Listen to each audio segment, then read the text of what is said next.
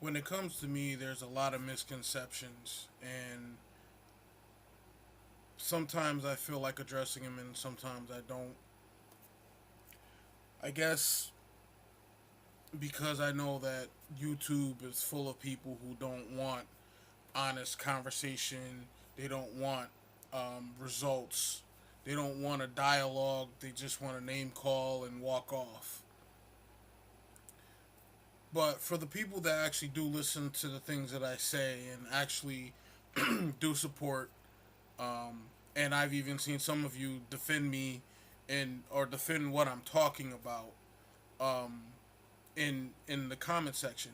I've also seen the fluidity of on one video you could be defending me and on another video you could be critiquing why I'm talking or saying what I'm saying. And I appreciate that because at the end of the day, I just want why I'm doing these YouTube videos. I'm not getting paid off them. I would love to. I would like to, but YouTube is doing what it's doing, so it's hindering me from trying to get to the thresholds of what I can do to monetize any of my videos. So what I am essentially doing is I'm doing this for free to the businessman. I'm doing it for free. As a black man, as a black man in America, who has not only been marginalized among his own people, but also marginalized in society and had to overcome and fight through a lot of barriers and obstacles placed before me through society and then through through my own so-called community. And sometimes it was the community I had to go through first before I then had to turn around and fight through societal prejudices and presumptions of things about me. When I was growing up, of course, being the child of a single mother, you don't question the authority in the house, which is the mother. So a lot of times when I felt certain ways, when I felt like I was being done wrong or I wasn't getting a fair opportunity at certain things and saw blatant hypocrisies, such as my mother's boyfriend could borrow my tapes, his son could borrow my cassette tapes. I'm probably dating myself by saying cassette tapes. But they could borrow my cassette tapes. If I said, "Can I borrow a Nintendo game? Can I borrow a Super Nintendo game?" I was told no. But if I said no to them borrowing my stuff, I got a talking to about how I need to learn how to share. And even to the point of they were stealing my tapes when I would say no. I would find it in their houses and then they would try to proclaim that they bought it. I remember I had the Redman tape. I think it was There Is a Dark Side. It was the red tape. It was like I think it was just before Raekwon came out with the purple tape. Anyways, found this tape at my mom's boyfriend's house. I couldn't find the tape. I thought I lost it. I thought I lost it. But you know how sometimes you know certain things are your property because there might be a scratch in a certain place or there might be a piece of the plastic cassette missing or something like that, which it ended up being. And when I questioned about that, I was told, well, um, I was told by my mother's boyfriend that that was his brother's tape. And I said, well, how is that his brother's tape when there's a clear mark right here where I know that this was my tape because the tape had gotten cracked when I was in a rush and trying to put it in the tape deck and it cracked the little part where the little metal part would stick through like that.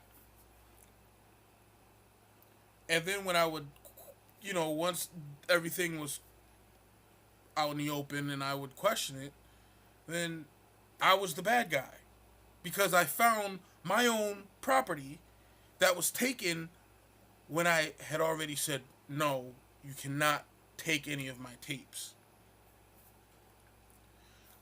I say all that to essentially say this. I do videos because I want not to sound like a liberal snowflake, but I want a safe space. I want to create a safe space, whether that's on my page, and eventually, if it gets successful, maybe I could do something else with it or take it someplace else on a different platform.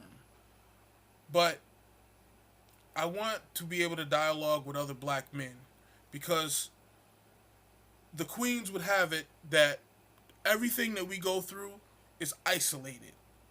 It's not all related, it's isolated. And one thing, traveling up and down the East Coast on vacations, um, I think when me and my wife drove down to Clearwater from New York, and stopping at random places, that's when I really began to see this is not an isolated thing. This is somehow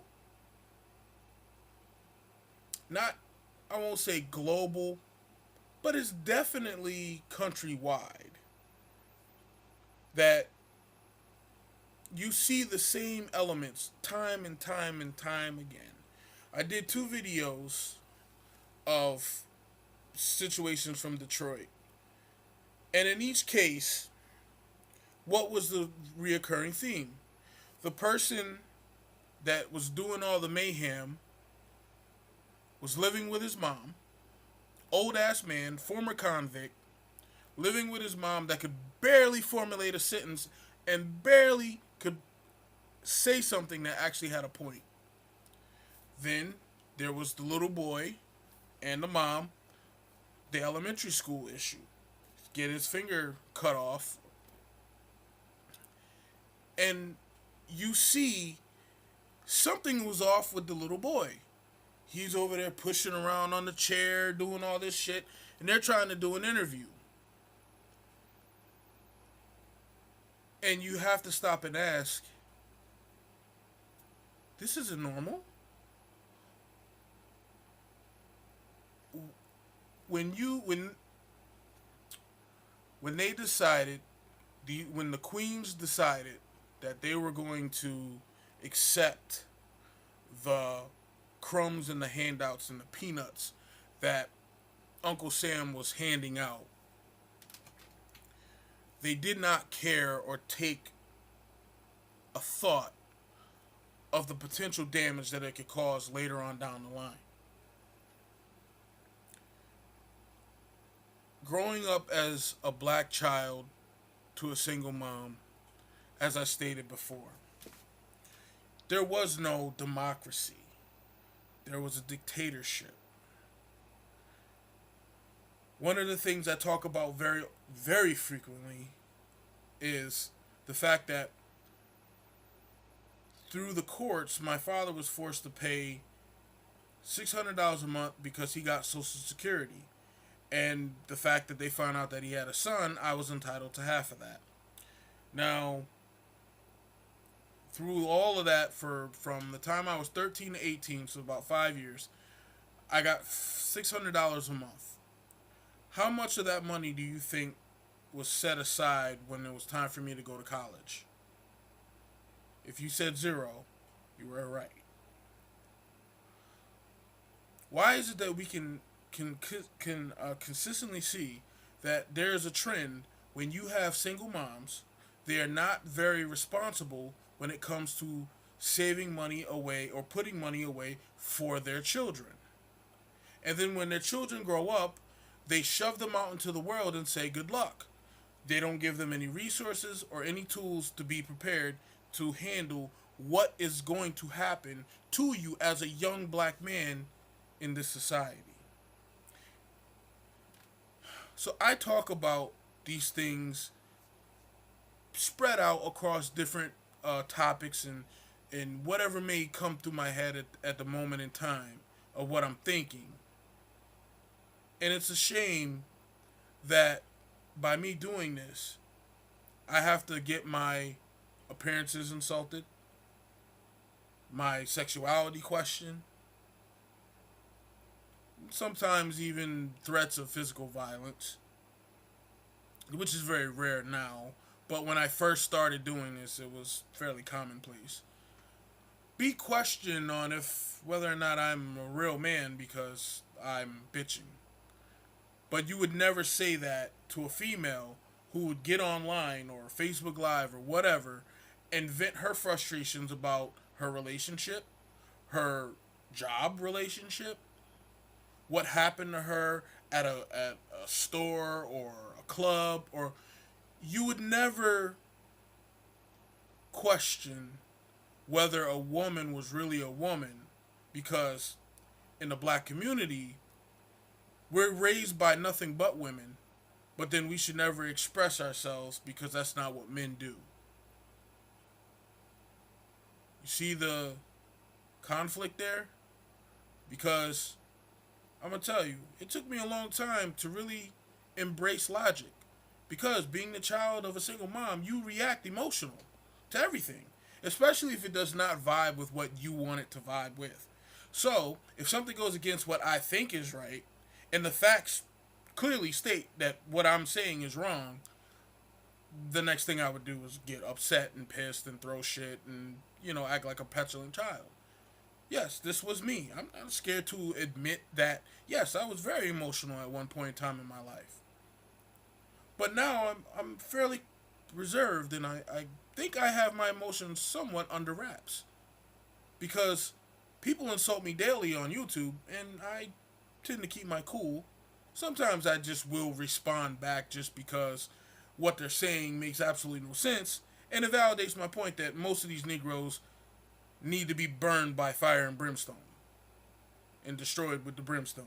So, at the end of the day, the reasons why I do videos, the reasons why I talk about black women the way that I talk about black women, it's not because I want to be like Tommy Sotomayor. Nope.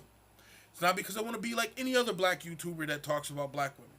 It's because I have my own unique individual experience dealing with black women, especially when they complain about how black men don't do enough to protect them. And then I can see on the news of how black women do everything they can to destroy a black man. Is it all? Mm-mm. Because there's never really an absolute of everything. There's just a vast majority. And the fact that sometimes I see people comment that it's not all, lets me know that it is a vast majority. Because if you have to sit there and say it's not all, that means that a lot of people are doing whatever that behavior is. See, the reality of the situation is when you know who you are, you're not shaken by someone calling you a homo or someone calling you a bitch ass or, questioning your manhood because you have a genuine issue with what your counterpart, the black female, is doing. I started off trying to speak to black women. Look at my videos. You can go back and you see. I was trying to talk to them. But I realized that they don't want to hear it. And they don't care about the realities of their nonchalant, not ignorance, but their lack of caring about their decision making. They think that there's always the man's fault. Because the man is the one who busted the nut. You, at that point, have no responsibility of whether or not you're going to take any form of birth control or make the man wear a condom. You're not taking any precautions to that. So I talk about these things because I see where I live at right now. We're moving. I can't wait. There's a whole bunch of boxes in this house, which is why I'm kind of in the corner like this. And I can't wait to move to a better area. And we will be in about 2.5 weeks. And hopefully we can get everything situated with the minor issues that are going on with the house that we're going to move into. And I'll be out of this place, and I hopefully won't have to ever involuntarily see the destruction of what single moms have caused. Not just black, but single moms in general. Because where I live at, you would kind of consider it a white ghetto, so to speak. They do the same thing. It's just that they understand the importance of a male figure in their child's life, whereas in the black community, it's almost seen as being irrelevant. And that's at least where I have more respect for the people in this area that I see that they have they're single moms. They always allow their father into their child's life. So this rant has gone a little bit longer than I wanted to, but for those who like to talk shit, talk your shit. Nothing I say will ever change your mind. But to those that actually listen to my long diatribes, I appreciate you. I thank you. And I pray that whatever I say can help someone. Maybe not feel like they're the only ones going through it, or that it's all in their mind, because that is the game that is played on us the most by our so-called lovers. As that one woman said in the video, they spend all their time loving us so much that when we don't want a child, they'll willingly go put us on child support. Well, that's it. I'm gonna say goodnight because I'm tired. I gotta work, and these people letting off firecrackers, not fireworks. All right, peace.